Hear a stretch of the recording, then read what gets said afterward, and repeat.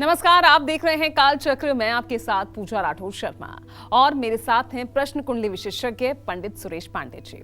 पंडित जी, आपका बहुत बहुत स्वागत है। धन्यवाद। रिश्तों में बढ़ रही है कड़वाहट, कर्ज कर रहा है परेशान, बच्चों का फ्यूचर हो रहा है खराब, या निवेश में हो रहा है नुकसान, तो अब ना हो परेशान और देखिए काल चक्र। जी हाँ, आज के समय में कौन परेशान नहीं है। हर कोई किसी ना किसी बात से परेशान है। किसी के पास पैसे नहीं है तो किसी के पास नौकरी नहीं है, किसी के बच्चे गलत संगत में पड़ चुके हैं तो कोई अपने रिश्तों को संभालने में अपना सब कुछ हार बैठा है। ऊपर से आए दिन कुछ ना कुछ ऐसा हो जाता है जिससे हमें लगता है कि हमारा बुरा समय शुरू हो चुका है या शुरू होने वाला है। इसीलिए आज काल चक्र में पंडित सुरेश पांडे जी हमारी 50 परेशानियों के लिए सबसे आसान 50 उपाय बताने वाले हैं। तो ध्यान से देखिए आज का काल चक्र। इसके अलावा अगर आपका भी कोई सवाल है तो आप हमें फोन कर पूछ सकते हैं। हमारा नंबर है 0120-665-2411। तो चलिए अपनी चर्चा को शुरू करें, उससे पहले जान लेते हैं आज का शुभ मुहूर्त।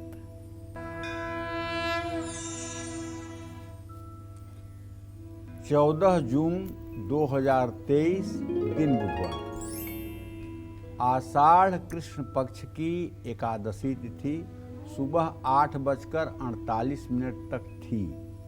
इस समय द्वादशी तिथि शुरू हो चुकी है। अश्विनी नक्षत्र दोपहर 1:40 तक, इसके बाद भरणी नक्षत्र शुरू होगा। अतिगंड योग रात 3:01 तक, इसके बाद सुकर्मा योग शुरू होगा। आज योगिनी एकादशी है और आज के कुछ अशुभ मुहूर्त भी हैं। जैसे बुधवार है तो राहु काल रहेगा दोपहर 12 बजे से 1:30 बजे तक, गुलिक काल रहेगा सुबह 10:37 से सुबह 12:21 तक। इन अशुभ समयों में नए कार्य का शुभारंभ और यात्रा के लिए प्रस्थान कम से कम नहीं करना चाहिए। जय मां विंध्यवासिनी। तो चलिए अब आज की चर्चा शुरू करते हैं। तो जीवन की सबसे बड़ी 50 परेशानियों के लिए आज पंडित जी हमें बताने वाले हैं 50 सबसे आसान उपाय। तो चलिए सबसे पहले बात करते हैं पैसों की परेशानी की। जी हाँ, जिनके पास पैसे नहीं बचते, जिनको निवेश से नुकसान हो जाता है, जिनको पैसों के मामले में लोग धोखा दे जाते हैं, उनको कौन से उपाय करने चाहिए, चलिए पंडित जी से जानते हैं। पंडित जी बताइए, पैसों के पीछे तो हर कोई भाग रहा है, लेकिन पैसों को लेकर धोखाधड़ी और ये सब चीजें भी बहुत सामने आ रही है। ऐसे लोग क्या उपाय करें? देखिए, ऐसा है, मैं अपने सभी दर्शकों से निवेदन पूर्वक कहना चाहता हूँ, कर्म तो प्रधान है। कर्म प्रधान विश्व करी राखा, जो जस करिए सो तस फल चाखा। कर्मणे वाधिकारस्ते, गीता में कहते हैं भगवान कृष्ण, कर्मणे वाधिकारस्ते माँ फले सुखदाचन, माँ कर्मफल हेतुर्भुर्मा ते संगोत्सव कर्म। कर्म मनुष्य को हर समय करना चाहिए और उसके परिणाम की अपेक्षा नहीं करनी चाहिए, बल्कि कर्म नहीं सत्कर्म करना चाहिए। जो ईश्वर को देख करके ईश्वर अगर हमारे कर्मों को देखता हो तो हमें शर्मिंदगी न महसूस हो, ऐसा कर्म हमें करना चाहिए। लेकिन इसके बावजूद भी जिसने पूर्व जन्म में दान नहीं किया है, पूर्व जन्म में पुण्य नहीं किया है, पूर्व जन्म में नवरात्रों का व्रत नहीं किया है, पूर्व जन्म में कुमारी कन्याओं को भोजन नहीं जिमाया है, पूर्व जन्म में दुखी दीनहीन लोगों की मदद नहीं किया है, वो इस जन्म में दरिद्र बन करके पैदा होता है। अभाव में उसकी परवरिश होती है, अभाव में उसकी जिंदगी बीतती है और अभाव में ही उसकी मृत्यु हो जाती है।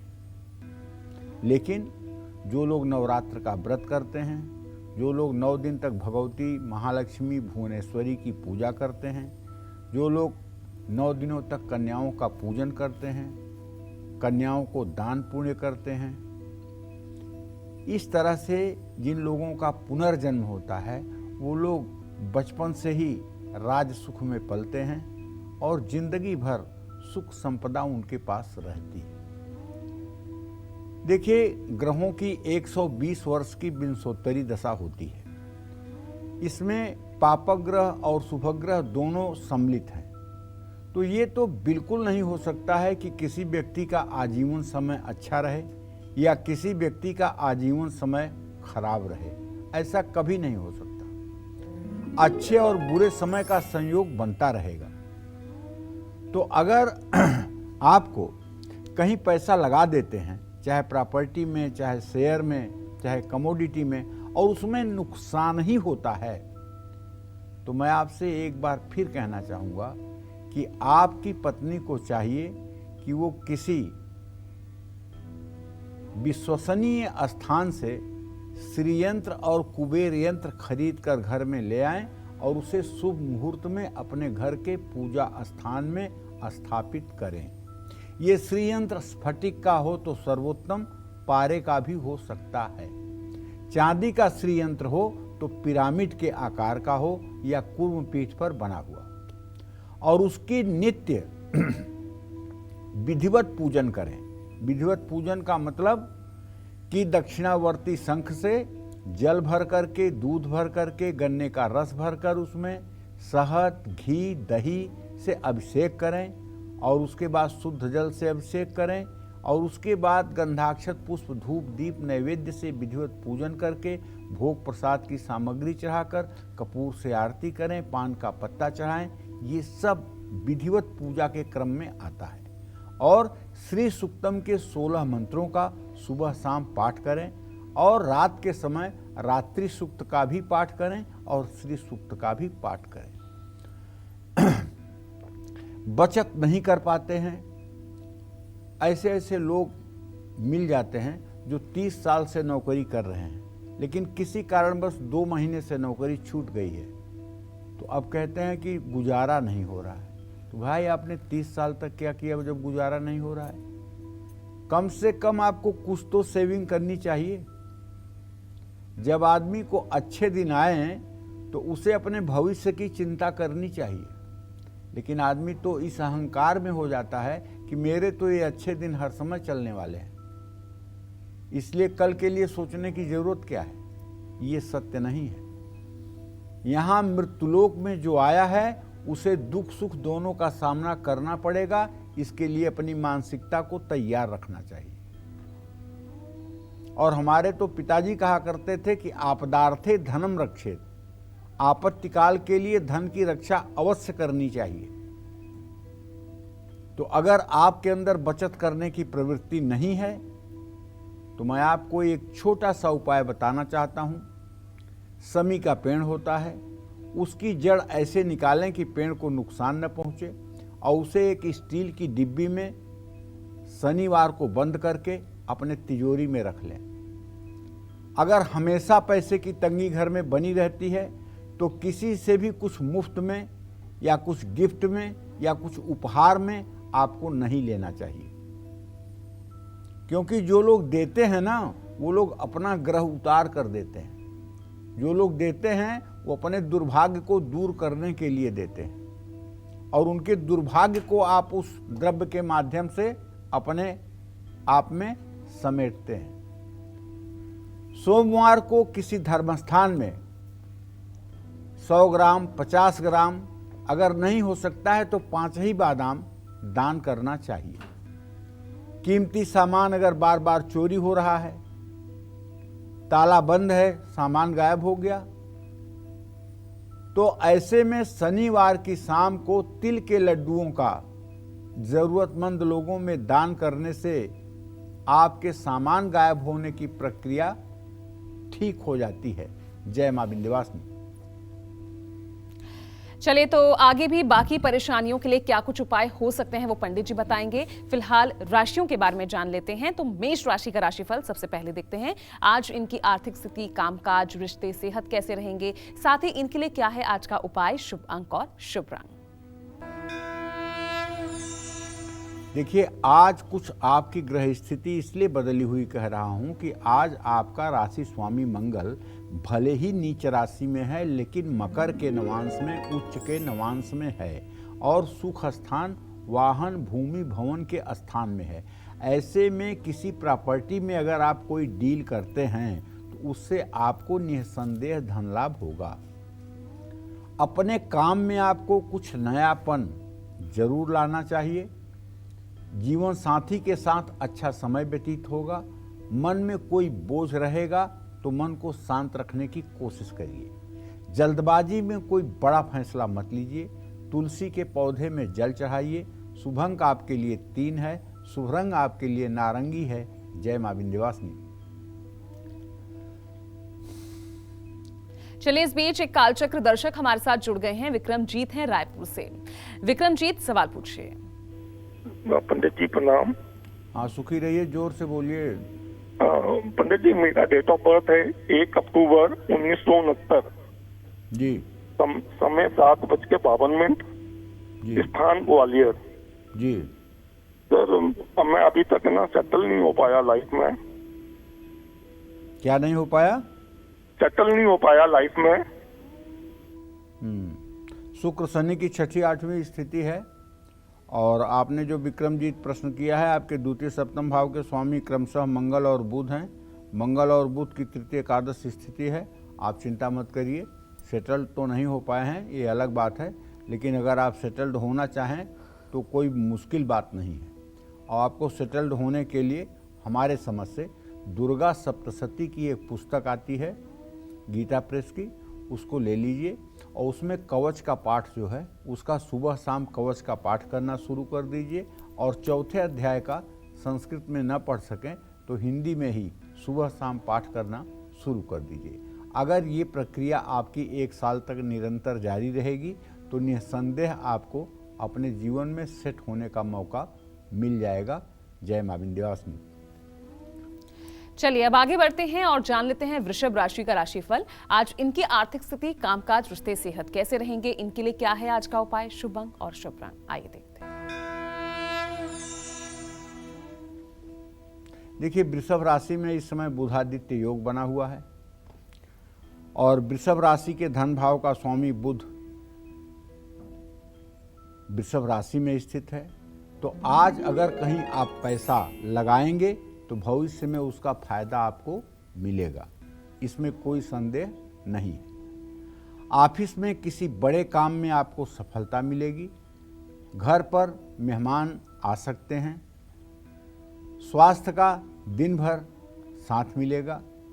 छोटी सी लापरवाही से कोई चीज खो सकती है, इसलिए मोबाइल, पर्स, गाड़ी की चाबी, ये सारी चीज़ें दिमाग से संभाल कर रखें। और अगर आपके पास समय हो तो मछलियों को आटे की गोलियां खिलाएं।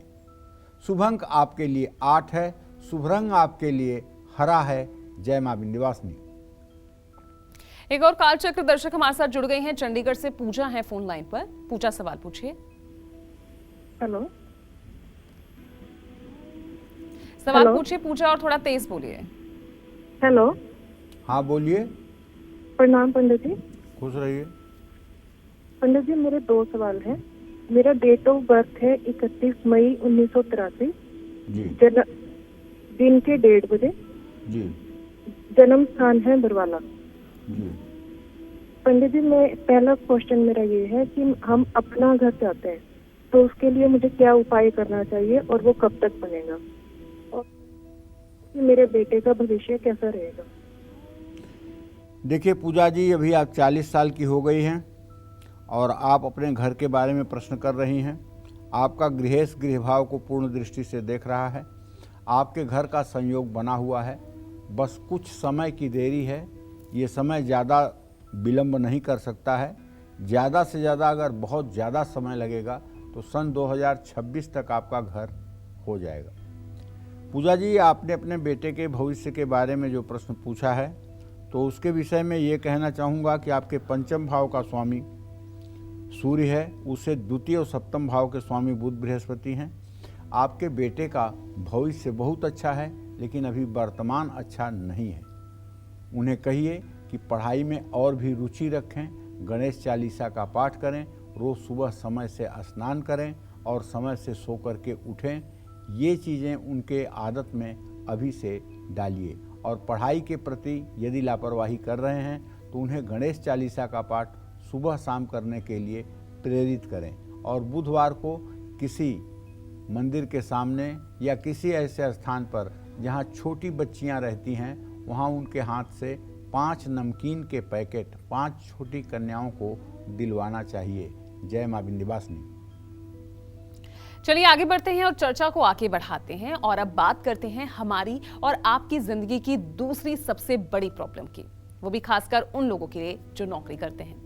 नौकरी करने वालों को अगर तरक्की नहीं मिल रही है, नई और अच्छी नौकरी पाने की इच्छा सपना बनकर ही रह गई है, तो ऐसे में कौन से उपाय किए जा सकते हैं? चलिए पंडित जी से जानते हैं। पंडित जी बताइए, नौकरी अच्छी हो, तरक्की भी जल्द मिले, हर किसी का सपना होता है, क्या उपाय किया जाना चाहिए? सपना तो होता है, लेकिन एक बात बहुत अच्छी तरह से लिख लो कि न ही विद्या न ही बाहुबल, भाग्यम फलत सर्वदा, भाग्यम धावति अग्रे अग्रे।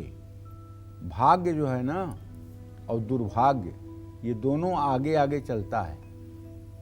जिन लोगों की जन्म कुंडली में 10वें भाव का स्वामी और 3य भाव का स्वामी मजबूत, बलवान और अच्छी स्थिति में होता है, ऐसे लोगों को कभी नौकरी की चिंता नहीं होती है, व्यवसाय की चिंता नहीं होती है। ऐसे लोगों के पीछे नौकरी और व्यवसाय घूमता है। लेकिन जिन लोगों की जन्म कुंडली में 10वें और 3य भाव के स्वामी निर्बल हैं, अस्त हैं, पाप पीड़ित हैं, उन्हें पूरे जीवन संघर्ष करके जीवन यापन करना पड़ता है। तो आप भी अगर चाहते हैं कि आपका बेहतर करियर हो, उज्जवल भविष्य हो, तो हर बुधवार को आपको भगवान गणेश की विधिवत पूजा करनी चाहिए और पूजा के बाद में नैवेद्य समर्पित करने के बाद में पान और सुपारी अर्पित करनी चाहिए। प्रमोशन के लिए अगर लंबा इंतजार करना पड़ रहा है तो सुपारी से बनी माला गणेश जी पर चढ़ानी चाहिए। करियर में स्थिरता नहीं है या नौकरी जाने का भय बना हुआ रहता है तो रविवार के दिन बेसन के लड्डुओं का दान करना चाहिए। ये उपाय 11 रविवार करने से लाभ मिलेगा। नई नौकरी में सफलता चाहते हैं या ऑफिस में किसी बड़ी जिम्मेदारी को संभालने जा रहे हैं तो पिता से तांबे का एक सूर्य लेकर उसे रविवार को गले में धारण करें। ज़्यादा से ज़्यादा 2 सेंटीमीटर का सूर्य होना चाहिए। नौकरी बदलना चाहते हैं तो 43 दिनों तक तांबे का एक सिक्का नदी में प्रवाहित करना चाहिए। और यदि आपकी बड़े पद पर प्रमोशन होना है और उसमें कोई अड़ंगेबाजी हो रही है तो उसके लिए आपको ये छोटे उपाय काम नहीं करेंगे। उसके लिए आपको एक मिट्टी की प्रतिमा गणेश जी की अपने घर गणेश चतुर्थी के दिन लाना चाहिए। हर महीने में 2 बार गणेश चतुर्थी आती है और चतुर्थी के दिन किसी विद्वान ब्राह्मण को, सरल सज्जन ब्राह्मण को अपने घर आमंत्रित करना चाहिए और उस गणेश प्रतिमा का विधिवत पूजन करना चाहिए और पहले से ही 1000 लड्डू बनवा करके रखना चाहिए और 1000 दुर्वांकुर रखना चाहिए। गणेश जी के 1000 नामों से एक एक लड्डू और एक एक दुर्वा गणेश जी के सामने रखना चाहिए। इसको कहते हैं सहस्रार्चन, मोदक द्वारा सहस्रार्चन। ये सहस्रार्चन कर दिया जाए तो आप विश्वास करिए आपके नौकरी में चाहे जितनी बड़ी समस्या हो उस समस्या का समाधान 64 दिनों के अंदर अवश्य आपको मिल जाएगा। और हर सफल व्यक्ति को जीवन में सफलता बनाए रखने के लिए ये सहस्रार्चन वर्ष में 1 बार अवश्य करना चाहिए।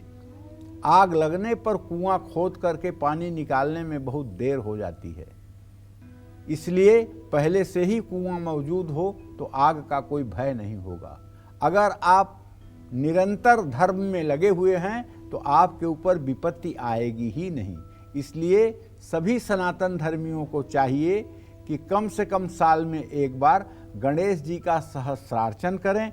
अगर सहस्रार्चन में 30 किलो लड्डू लगते हैं और ये महंगा समझ में आ रहा है तो अष्टोत्तर शतनाम 108 नामों से ही गणेश जी का अर्चन करें। उसमें 108 लड्डुओं की जरूरत पड़ेगी, जो सस्ता होगा और जिसे आप कर भी पाएंगे। जय मां विंध्यवासिनी। चलिए आगे बढ़ते हैं और मिथुन राशि का राशिफल जान लेते हैं। आज मिथुन राशि वालों का पूरा दिन कैसा रहेगा, आइए देखते हैं। तो मिथुन राशि के पीछे अर्थात 12वें भाव में बुधादित्य योग है और आगे शुक्र मंगल की स्थिति है। इसका संकेत ये है कि आमदनी बढ़ेगी, आर्थिक स्थिति भी सुधरेगी, आर्थिक स्थिति में सुधार होगा। नौकरी में बदलाव के लिए दिन अच्छा है। अगर नौकरी परिवर्तित करना चाहते हैं तो डिसीजन लीजिए, कोई चिंता की बात नहीं है। किसी पुराने से दोस्त से मुलाकात होगी, थकावट और तनाव महसूस हो सकता है। दूसरों की मदद सोच समझ कर करिएगा। शिवलिंग पर दूध और जल से अभिषेक करिएगा। शुभ अंक आपके लिए 7 है, शुभ रंग आपके लिए गोल्डन है। जय मां विंध्यवासिनी। और चलिए मिथुन राशि के बाद बात करते हैं अब कर्क राशि की। आज कर्क राशि के लिए उनका राशिफल क्या कहता है, आज का पूरा दिन इनके लिए कैसा रहेगा, चलिए देखते हैं। देखिए, कर्क राशि के जातकों को बताना चाहूँगा कि आपका राशि स्वामी चंद्रदेव इस समय गुरु के साथ और राहु के साथ मेष राशि में गोचर कर चुके हैं और इस समय ये अपने नवमांश में हैं। अपने नवमांश का मतलब होता है कि घर के बड़े बुजुर्गों से आपको आर्थिक सहायता मिल सकती है। आपके काम का श्रेय कोई और ले सकता है। जीवन साथी के साथ घूमने का प्लान बन सकता है। योग प्राणायाम करें, स्वास्थ्य अच्छा रहेगा। व्यर्थ का विवाद बिल्कुल ना करें। धार्मिक किताबें पढ़ें। शुभ अंक आपके लिए 9 है, शुभ रंग आपके लिए क्रीम है। जय मां विंध्यवासिनी। चलिए इस बीच हमारे साथ फोन लाइन पर हैं काल चक्र दर्शक हैं नीलम दिल्ली से। नीलम जी सवाल पूछिए। नमस्कार पंडित जी। हाँ नमस्कार। मेरी डेट ऑफ बर्थ है 11 मई 1996 और टाइमिंग है रात के 12:45 बजे। जी। मैं ये जानना चाहती हूँ मेरी सरकारी नौकरी लगेगी या नहीं लगेगी, अगर लगेगी तो कब तक लगेगी, या मुझे प्राइवेट सेक्टर में ही प्रयास करना चाहिए। मंगल और सूर्य की स्थिति तृतीय एकादश है और मंगल 28 डिग्री पर है, सूर्य 20 डिग्री पर है। इत्तेसाल तो हो रहा है। सरकारी नौकरी के लिए तुम्हें प्रयत्न करना चाहिए, लेकिन अभी सरकारी नौकरी लगने में जहाँ तक मेरा अनुमान है 1 से 1.5 वर्ष का समय लग सकता है। सरकारी नौकरी के लिए तुम्हें जी जान से प्रयत्न करना चाहिए। चाहे फाइनेंशियल प्रॉब्लम हो या फिर उलझते रिश्तों की टेंशन, जीवन की हर छोटी बड़ी 50 परेशानियों के लिए आज पंडित जी आपको बता रहे हैं 50 आसान उपाय। चलिए अपनी चर्चा को अब आगे बढ़ाते हुए आपके बच्चों के भविष्य की, माता पिता के लिए जहां फाइनेंशियल स्टेबिलिटी जरूरी होती है, वहीं उससे भी ज्यादा अपने बच्चे के अच्छे भविष्य की चिंता उन्हें सताती है। तो बच्चों से जुड़ी समस्याएं क्या होती हैं और उनके लिए कौन से उपाय हो सकते हैं जो बेहद इफेक्टिव हो, चलिए पंडित जी से जान लेते हैं। पंडित जी बताइए, बच्चों का बेहतर भविष्य कौन माता पिता नहीं चाहता होगा, लेकिन जब परेशानियां हैं तो उसको दूर कैसे किया जाए? देखो, बच्चों के बेहतर भविष्य के लिए तो हमारे यहाँ एक कहावत है सनातन धर्म में, उपजहि पूत पिता के धर्मे, खेती उपजहि अपने कर्मे। बच्चों का उदय जो है उसके पिता के पाप और पुण्य के आधार पर होता है। अगर पिता परोपकारी, दयालु, धर्मात्मा है और किसी को जीवन में दुख नहीं पहुंचाया है, अपने माता पिता का भक्त है, तो उसके बच्चे को आगे बढ़ने से कोई रोक नहीं पाएगा। और अगर अन्याय से धन उपार्जित करके उसने बच्चे की परवरिश की है, लोगों को सताया और दुखाया है और लोगों को अपमानित किया है, दुखी किया है, तो बच्चा कितना भी योग्य हो लेकिन प्रकृति के चपेटे में वो जरूर आएगा और उससे निकल पाना बहुत मुश्किल हो जाएगा। इसलिए हर आदमी को अपने जीवन में सत और असत का विचार करके ही जीवन जीना चाहिए। आप जो फसल बोएंगे उस फसल को आपको काटना पड़ेगा। अगर आप बबूल की खेती कर रहे हैं तो आम की कल्पना मत करिए, बबूल ही उगेगा। अगर आपका बच्चा इलेक्ट्रॉनिक चीज़ों में ज़्यादा रुचि दिखाता है, इस समय तो पूरे हिंदुस्तान के बच्चे इलेक्ट्रॉनिक चीज़ खास करके मोबाइल में बहुत रुचि दिखा रहे हैं, ये बहुत बुरा संकेत है। आने वाले समय में ये एक तरह से हिंदुस्तान को विकलांग करने वाली समस्या है। बच्चे का बहुत ज़्यादा मोबाइल में प्रेम होना ये उसके भविष्य को अंधकारमय बनाने वाला है। कोरोना काल में भले ऑनलाइन पढ़ाई में बच्चे ने मोबाइल देखा, लेकिन अब उसकी आदत बिगड़ गई है और अगर वो हर समय मोबाइल के लिए जिद करता है, यहाँ तक कि एक बार टीवी में मैंने न्यूज़ देखा था, फरीदाबाद में एक लड़की ने अपने भाई को मोबाइल न देने पर उसका गला दबा दिया था। अब इतना एडिक्शन हो गया है मोबाइल का। बच्चा पढ़ने में तो आलस्य करता है, लेकिन मोबाइल दिन भर लेकर के बैठा हुआ है। तो आप पहली बात तो ये करें कि आप खुद का अपना मोबाइल जो है एंड्रॉयड मोबाइल, उसको सूटकेस में बंद करके रख दें और बटन वाला मोबाइल, कीपैड वाला मोबाइल यूज करना शुरू करें। पहले आप सुधरें, तब बच्चा सुधरेगा। अगर आपका बच्चा छोटा है और बच्चे को बहकाने के लिए, फुसलाने के लिए मोबाइल पकड़ा करके उसको खुश मत करिए, नहीं तो आगे वो पढ़ाई नहीं कर पाएगा। और स्फटिक से बना हुआ ब्रेसलेट, 10-12 दाने का स्फटिक के दाने से बना हुआ ब्रेसलेट बच्चे के दाहिने हाथ में पहना दीजिए। अगर आपका बच्चा हर समय नकारात्मक सोचता है या व्यवहार में उसके अचानक परिवर्तन आ रहा है, तो तांबे की गोली बच्चे के गले में धारण करा सकते हैं लाल धागे में। अगर आपका बच्चा भी एग्जाम में घबरा जाता है तो सोमवार के दिन बच्चे के गले में चांदी की चेन पहना दीजिए। अगर आपका बच्चा बहुत बीमार रहता है तो बच्चे के दोनों पैरों के नाखूनों पर शनिवार की रात में सरसों के तेल से मालिश करिए। अगर आपके बच्चे को झूठ बोलने की आदत लग गई है तो बच्चे के हाथ से सूर्यदेव को जल चढ़वाइए। रविवार को बच्चे के हाथ से 5 बादाम नदी में प्रवाहित कराइए। अगर आपका बच्चा ज़्यादातर विवाद प्रतियोगिता में हिस्सा लेता है तो बच्चे के पास हमेशा थोड़ी सी दुर्वा घास जरूर रखिए। जय मां विंध्यवासिनी।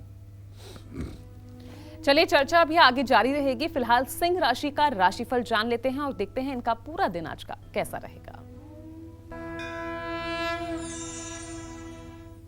देखिए, सिंह राशि के जातकों को कहना चाहूँगा कि इस समय आपका ग्रह गोचर ये है कि सूर्यदेव 10वें भाव में गोचर कर चुके हैं और अब 10वें भाव से निकलने वाले हैं, एकादश भाव में जाने वाले हैं। तो धन में वृद्धि का तो संकेत मिल रहा है और सेविंग्स भी कर पाएंगे, बचत भी कर पाएंगे। दिन भर ऑफिस के काम में व्यस्त रहेंगे, नए रिश्ते बनेंगे और यदि आप विवाह योग्य हैं तो उसका भी समय आ चुका है, विवाह का योग बन रहा है। अगर नींद न आने की समस्या है तो योग निद्रा का अभ्यास करें, मेहनत से मुंह ना मोड़ें, आलस्य बिल्कुल ना करें, ज़रूरतमंदों में अन्नदान करें। शुभ अंक आपके लिए 4 है, शुभ रंग आपके लिए मैरून है। जय मां विंध्यवासिनी। चलिए, अब चर्चा को आगे बढ़ाते हैं और बच्चों के फ्यूचर की बात तो हमने कर ली। अब अपने इस सेगमेंट में हम बात करते हैं रिश्तों की। रिश्ते बनाना है, उनको निभाना भी है, लेकिन आजकल बहुत मुश्किल ये सब होता जा रहा है। ऐसे में रिश्तों से जुड़ी कोई भी परेशानी से पार पाने के लिए कौन से आसान उपाय होंगे? चलिए पंडित जी से जानते हैं। पंडित जी, आजकल तो हम देख रहे हैं कि कितने रिश्तों में कड़वाहट आती जा रही है, पति पत्नी का रिश्ता, तलाक के केसेस इतने बढ़ते जा रहे हैं। इन परेशानियों से कैसे बचा जा सकता है? एक बहुत बड़ा रिसर्च हुआ है और ये रिसर्च यूएसए में हुआ है। बहुत पढ़े लिखे लोग, पीएचडी किए हुए लोग, वैज्ञानिक, यहाँ तक कि दार्शनिक, सभी लोगों के ऊपर एक शोध किया गया कि उनका जीवन कैसा है, तो उनका जीवन एकदम बिखरा हुआ है। जीवन उन लोगों का सफल है जिन लोगों ने अपने रिश्तों को संभाला है। जी। आप कम कमाते हैं, कम पैसे वाले हैं, कम आपका नाम है, कम आपकी शोहरत है, लेकिन अगर आपने अपने रिश्तों को सजोया है, संवारा है, उसे बचाया है, और वो रिश्ते जिसे आपने नहीं बनाया है, जिसे भगवान ने बनाया है। माँ की कोख से आप पैदा हुए हैं तो माँ का और आपका रिश्ता भगवान का रिश्ता है। जी। पिता से आप उत्पन्न हुए हैं, ये भगवान का बनाया हुआ रिश्ता है। भाई बहन उसी कोख से पैदा हुए हैं, ये भगवान का बनाया हुआ रिश्ता है। अग्नि और विष्णु के सामने आपने पत्नी के साथ पाणी ग्रहण किया है, ये भगवान का बनाया हुआ रिश्ता है। जी। जो इन रिश्तों को तार तार कर देता है, वो व्यक्ति जीवन में चाहे जितना सुख अर्जित कर ले, लेकिन वो सुखी नहीं माना जाएगा। और जिन लोगों ने इन रिश्तों को बचा लिया है, जिन लोगों के इन रिश्तों में मिठास है, सचमुच में जीवन जीना उन्हीं का सार्थक है। बिल्कुल। रिश्तों को बचाने के लिए जरूरी नहीं है कि हर परिवार का सदस्य हमारे अनुरूप हो। कहते हैं ना अरण्य कांड में, मुखिया मुखसो चाहिए, खान पान कहु एक, पालहि पोसहि सकल अंग, तुलसी सहित विवेक। मुखिया कैसा होना चाहिए घर का? जैसे मुंह होता है। अगर किसी को शुगर हो गई तो मुंह चीनी खाना बंद कर देता है, जी। जबकि मुंह से क्या मतलब है? शुगर हो गई तो हो गई, मुंह चीनी खाए। अगर किसी को लीवर की प्रॉब्लम हो गई तो फैटी चीज खाना बंद कर देता है मुंह। मतलब हर अंग को देखते हुए, हर रोग को देखते हुए तब मुंह आहार ग्रहण करता है कि किसको क्या चाहिए क्या नहीं चाहिए। तो उसी तरह से चाहे राष्ट्र का मुखिया हो, चाहे प्रधानमंत्री हो, और चाहे चीफ मिनिस्टर हो, चाहे देश का राजा हो, उसको भी चाहिए कि हमारे देश की सबसे निचले स्तर की प्रजा की समस्या क्या है और सबसे उच्च स्तर के लोगों की समस्या क्या है, उन समस्याओं का समाधान क्या होना चाहिए, उस पर उसे सम्यक कार्य करना चाहिए। मुखिया मुखसो चाहिए, खान पान कहु एक, पालहि पोसहि सकल अंग, तुलसी सहित विवेक। ये बहुत बड़ी बात है। तो इसी तरह से जिसने रिश्तों को नहीं संभाला है, उसका तो जीवन अधूरा है। ईंट पत्थर के मकान बना लो, लोहे की गाड़ी खरीद लो, कागज के नोट इकट्ठा कर लो, सोने चांदी के सिक्के इकट्ठा कर लो, लेकिन जिंदगी बेकार है। अकेले में बैठ के रोओगे, कोई आंसू पोंछने वाला भी नहीं मिलेगा। और यदि आपके रिश्ते संभले हुए हैं तो एक बार अभाव भी आपके जिंदगी में आपका कुछ नहीं बिगाड़ पाएगा। और लोग आपको अगर हम हमेशा धोखा देते हैं तो किसी जरूरतमंद बच्चे को बतासा और लाल कपड़ा दान करिए, ताकि आप धोखा देने वालों को पहचान पाएं। मंगलवार को हनुमान मंदिर में चमेली का तेल, इत्र और सिंदूर दान करें, इससे भी आप धोखे से बचेंगे। बेवजह आपके मन में डर बना रहता है कि मेरे पति को कुछ हो जाएगा, मेरे बच्चे को कुछ हो जाएगा, मुझे कुछ हो जाएगा, जरा सा गैस पेट में नहीं हुई कि हार्ट अटैक हो जाएगा। हर समय डरते रहते हैं। तो इसके लिए अश्वगंधा की जड़ नीले रंग के धागे में बांध करके उसे शनिवार को अपने गले में धारण कर लीजिए। इससे केतु मजबूत होगा और डर समाप्त होगा, डर नहीं लगेगा। इस बात को ध्यान से सुन लीजिए। जय मां विंध्यवासिनी। पेट से जुड़ी बीमारियों से अगर परेशान रहते हैं तो घर की दक्षिण पूर्व दिशा में शाम के समय एक दिया जलाएं। और अगर ससुराल से आपके रिश्ते अच्छे नहीं हैं तो ससुराल के आसपास ही लोगों के लिए पीने के पानी की व्यवस्था कराएं। पिता अगर हमेशा बीमार रहते हैं तो शनिवार को शनि से जुड़ी चीज़ों का दान करें। यदि वैवाहिक जीवन अच्छा नहीं है तो किसी भी गुरुवार को केले का पेड़ लगाकर उसकी सेवा करें, लेकिन पति पत्नी दोनों ही उस समय के लिए केले का सेवन ना करें। पड़ोसियों के कारण बहुत परेशानियां बढ़ रही हैं तो बेसन की मिठाई या पकौड़े बनाकर मां बगलामुखी का भोग लगाएं। यात्रा में हमेशा अगर परेशानी होती है या यात्रा किसी कारण से हमेशा अधूरी रह जाती है तो यात्रा शुरू करने से पहले भैरव मंदिर में एक नारियल चढ़ाएं और यात्रा शुरू करने के पहले घर से निकलते समय एक मंत्र बोलें, मंगलम भगवान विष्णु मंगलम गरुड़ध्वज मंगलम पुंडरीकाक्ष मंगलाय तनोहरि। और जिस नाक से आपके सांस चल रही हो, दाहिने या बाएं नाक से, उसी तरफ का पैर घर की चौखट के बाहर निकाल करके यात्रा के लिए प्रस्थान करें।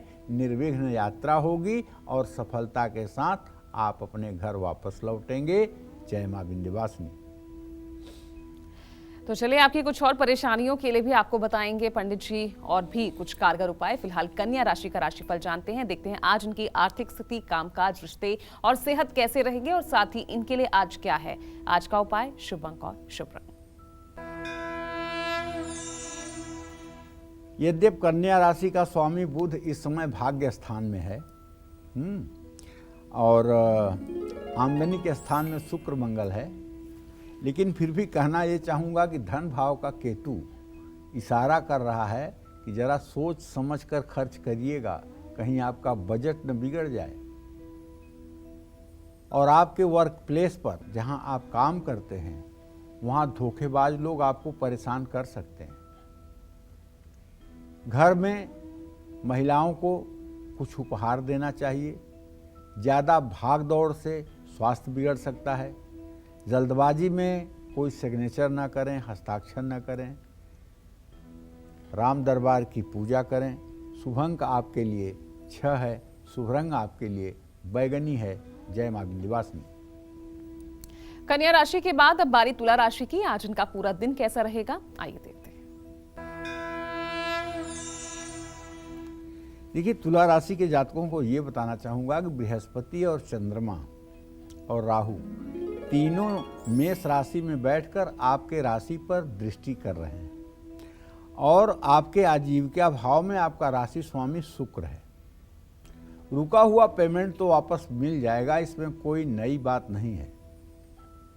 और अनुभवी लोग आपके काम को सफल भी बनाएंगे अगर आप राय लेंगे तो, लेकिन पिता से कुछ अनबन हो सकती है। तो शुगर के रोगी अपना खास ध्यान रखें। पैसों के लेन देन में सावधानी बरतें। छोटी कन्याओं में वस्त्र दान करें। शुभ अंक आपके लिए 8 है, शुभ रंग आपके लिए सफेद है। जय मां विंध्यवासिनी। चलिए अब आगे बात करते हैं कुछ और परेशानियों की। अगर आपके घर अक्सर पालतू मछलियां, पालतू बिल्ली, कुत्ता या पालतू पक्षी बार बार मर जाते हैं तो ये किस ओर इशारा करता है? साथ ही ऐसी अनहोनी से बचने के लिए कौन से खास उपाय करने चाहिए, चलिए ये जानते हैं पंडित जी से। पंडित जी बताइए, अगर इस तरह की परेशानियां सामने आ रही हैं तो क्या उपाय किया जा सकता है? देखिए, सही बात तो ये है, प्राचीन काल से हमारे देश में कुत्ता पालने का परंपरा रही है। निश्चित रूप से कुत्ता पालने की परंपरा रही है और घर के हर सदस्य का कर्तव्य होता था कि वो अपने भोजन करने के बाद कुत्ते के भी भोजन की व्यवस्था करता था। जैसे गाय को पहली रोटी दी जाती थी, वैसे कुत्ते को भी आहार दिया जाता था। अब एक अलग बात है कि लोगों का शहरी जीवन हो गया है। लोग दिन भर ऑफिस में चले जाते हैं, कुत्ते को देखभाल कौन करेगा, इसलिए घर में कुत्ता नहीं पालते हैं। लेकिन जिनके घर में फैसिलिटीज़ है, नौकर हर समय रहते हैं, वो लोग आज भी कुत्ता पालते हैं। कुत्ता जो है ये हमारे ऊपर आने वाली विपत्तियों को अपने ऊपर ले लेता है। अगर आपके घर में बार बार पशु पक्षी मर जाते हैं तो ये अशुभ संकेत है। ऐसे लोगों को पितरदोष यज्ञ 5 साल तक लगातार करवाना चाहिए। ऐसे परिवार के लोगों को सावधान हो जाना चाहिए। ऐसे लोगों के ऊपर प्रेत दोष और पितर दोष दोनों की छाया होती है। अगर मछलियां पटापट मरने लगें, बिल्ली कुत्ता मरने लगें, तो आपको समझ लेना चाहिए कि पितृ कुछ ज़्यादा कुपित हुए। अगर आपको हर क्षेत्र में परेशानी का सामना करना पड़ रहा है तो जेल के आसपास रहने वाले लोगों के घर में नकारात्मक ऊर्जा ज़्यादा रहती है। और मैं अपने सभी दर्शकों को बताना चाहूँगा कि देखिए, कभी भी घर कब्रिस्तान के पास, श्मशान घाट के पास, अस्पताल के पास, कारागार के पास, पुलिस स्टेशन के पास, टी पॉइंट पर, चौराहे पर कभी रिहायशी घर नहीं बनाना चाहिए। ऐसे में पानी वाला नारियल आपको भैरव मंदिर में चढ़ाना चाहिए या पीपल के पेड़ के नीचे उससे रख देना चाहिए। जय मां विंध्यवासिनी। चलिए आगे बढ़ते हैं और अब बात कर लेते हैं वृश्चिक राशि की और कैसा रहेगा इनका पूरा दिन, आइए देखते हैं। देखिए, वृश्चिक राशि के जातकों को तो यही बताऊंगा कि आपके रोग स्थान में राहु भी है, बृहस्पति भी है, चंद्रमा भी है, तो बीमारी पर पैसा तो खर्च होगा। काम को लेकर के साझीदार से मतभेद हो सकता है। लंबे समय बाद अपनों से मुलाकात हो सकती है, लेकिन जीवन साथी या जीवन संगिनी की सेहत बिगड़ सकती है। किसी अनजान व्यक्ति से कोई गोपनीय बात न करें। दूध या दही का दान करें। शुभ अंक आपके लिए 3 है। शुभ रंग आपके लिए भूरा है। जय मां विंध्यवासिनी। चलिए अब बात कर लेते हैं धनु राशि की और क्या कहता है धनु राशि का राशिफल, आज इनका पूरा दिन कैसा रहेगा, आइए देखते हैं। देखिए, धनु राशि के स्वामी बृहस्पति इस समय गुरु चांडाल योग में मेष राशि में पंचम भाव में चंद्रमा के साथ गोचर कर रहे हैं और द्वितीय भाव का स्वामी पराक्रम भाव में है, जिससे एक संकेत तो मिल रहा है कि आमदनी का नया जरिया मिलेगा। और जहाँ तक नौकरी की बात है तो पदोन्नति का योग बना हुआ है। बच्चों के साथ घूमने का प्लान बन सकता है। मौसमी बीमारियां परेशान कर सकती हैं। मन को शांत रखिए और जल्दबाजी में कोई काम मत करिए। धर्म स्थान में कोई झंडा दान करिए। शुभ अंक आपके लिए 9 है। शुभ रंग आपके लिए केसरिया है। जय मां विंध्यवासिनी। आइए धनु राशि के बाद अब बात मकर राशि की और देखते हैं आज इनका भाग्य कितना मजबूत है। देखिए, मकर राशि के जातकों को बताना चाहूँगा कि आपका राशि स्वामी भले ही द्वितीय भाव में बैठा हुआ है शनि, लेकिन आपके आय स्रोत का स्वामी जो है वो है मंगल, और मंगल की पूरी दृष्टि आपके राशि पर है और मंगल इस समय उच्च के नवांश में है। तो नई साझेदारी से बड़ा मुनाफा होने से कोई रोक नहीं पाएगा। ऑफिस में सहकर्मियों का साथ भी मिलेगा और भाई के साथ कुछ तू मैं भी हो सकता है। बाहरी खान पान से बचिए, स्वास्थ्य अच्छा रहेगा। पैसा उधार मत दीजिए। अगर आज पैसा उधार देंगे तो पैसा फंसेगा। हनुमान चालीसा का पाठ कर लीजिए। शुभ अंक आपके लिए 6 है। शुभ रंग आपके लिए नीला है। जय मां विंध्यवासिनी। और चलिए अब बारी आती है कुंभ राशि की और देखते हैं आज इनका भी भाग्य कितना मजबूत है। कुंभ राशि में तो शनि देव ललकार रहे हैं इस समय भैया। शेयर बाजार से अच्छा रिटर्न मिलेगा। ऑफिस में अपना काम समय से बस निपटा लीजिए। वैवाहिक जीवन में एकदम खुशहाली रहेगी। ज़्यादा ऊंचाई वाली जगह पर जाने से बचिए और किसी के साथ कोई गलत वादा मत करिए, धोखाधड़ी मत करिए। भगवान विष्णु को पीले फूल अर्पित करिए। शुभ अंक आपके लिए 5 है। शुभ रंग आपके लिए हरा है। जय मां विंध्यवासिनी। चलिए इस बीच हमारे साथ एक कालचक्र दर्शक जुड़ गए हैं। रविंद्र हैं महाराष्ट्र से। रविंद्र जी सवाल पूछिए। नमस्कार पंडित जी, मैं रविंद्र बांगर हिंगोली महाराष्ट्र से बात कर रहा हूँ। मेरी जन्म तारीख है 11/8/2081। मैं मेरे बारे में, अपने बच्चे के बारे में और हमारे साले साहब के बारे में पूछना चाहता हूँ। तो मैं कोई भी धंधा करता हूँ तो हमेशा उस धंधे में कर्ज हो जाता है मेरे आंख के ऊपर, और यानी वो कर्ज मैं फेड नहीं पाता हूँ। और यानी पिछले 7-8 साल से ऐसे ही कर्ज में डूबे वाला हूँ और इससे बाहर निकल नहीं पा रहा हूँ। तो मेरी जिंदगी ऐसी रहेंगी या क्या आगे बनेगी? सुबह शाम दोनों समय हनुमान जी की पूजा करिए। ऋण मोचन मंगल स्तोत्र का पाठ करिए और एक साथ बहुत जगह हाथ पैर मारना बंद करिए। आपके जिंदगी के असफलता का कारण ये है कि आप एक काम को दिलचस्पी से नहीं करते हैं, 20 जगह हाथ मारते हैं, 20 जगह किस्मत आजमाते हैं, इसीलिए आप कर्ज में रहते हैं और इसीलिए आप परेशान हैं। जिस दिन आप एकाग्र होकर के एक काम पर मन लगाएंगे, हनुमान जी की उपासना करेंगे, उस दिन आपका संकट दूर हो जाएगा। जय मां विंध्यवासिनी। चलिए आगे बढ़ते हैं और अब बात कर लेते हैं मीन राशि की और देखते हैं मीन राशि वालों की आज किस्मत कितनी चमकने वाली है।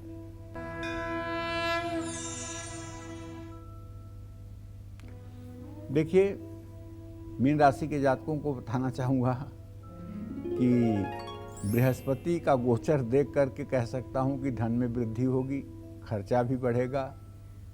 आज कोई बड़ी डील हाथ से फिसल सकती है, पारिवारिक उलझनें बढ़ सकती हैं, ज़्यादा मानसिक तनाव स्वास्थ्य को बिगाड़ सकता है। बड़े बुजुर्गों का अपमान बिल्कुल नहीं करना चाहिए, नीम या बबूल की दातून करना चाहिए। शुभ अंक आपके लिए 1 है, शुभ रंग आपके लिए पीला है। जय मां विंध्यवासिनी। पैसों की बात हो गई, रिश्तों की बात हो गई, करियर और बच्चों से जुड़े भी कुछ बेहतरीन उपाय हमने पंडित जी से जान लिए। लेकिन अब बात उन चीजों की जो अचानक हमारे और आपके जीवन में दस्तक दे जाती हैं, यानी कुछ ऐसे संकेत जो आने वाली बड़ी परेशानियों की ओर इशारा करते हैं। कौन से हैं वो संकेत? चलिए पंडित जी से जानते हैं। पंडित जी बताइए, ये संकेत कौन से हो सकते हैं जो हमारी जिंदगी में एक बड़ी परेशानी का सबब बन सकते हैं? ठीक पूछा है पूजा आपने, बहुत उचित प्रश्न है आपका। सनातन धर्म की मान्यता है, जैसी हो तब्यता वैसी लगे सहाय, ताहि न आवत ताहि पर ताहि तहाँ लई जाए। कुछ अगर अशुभ होना है तो उसका कुछ सिग्नल पहले से मिलने लगता है जी। ये बात अलग है कि हम उस सिग्नल को पहचान पाते हैं कि नहीं। तो भाई, अचानक अगर आपके चेहरे पर काले धब्बे दिखाई देने लगे चांदी के गिलास में, तब आपको 6 घंटे पहले से पानी भर करके रखना चाहिए और फिर उसको पीना चाहिए। ये चंद्रमा के खराब होने का संकेत है। जिन लोगों के चेहरे और शरीर पर अचानक बहुत सारे तिल दिखने लगे, ये भी अशुभ संकेत है। उन पर मंगल और शनि का सामूहिक बुरा प्रभाव पड़ रहा है।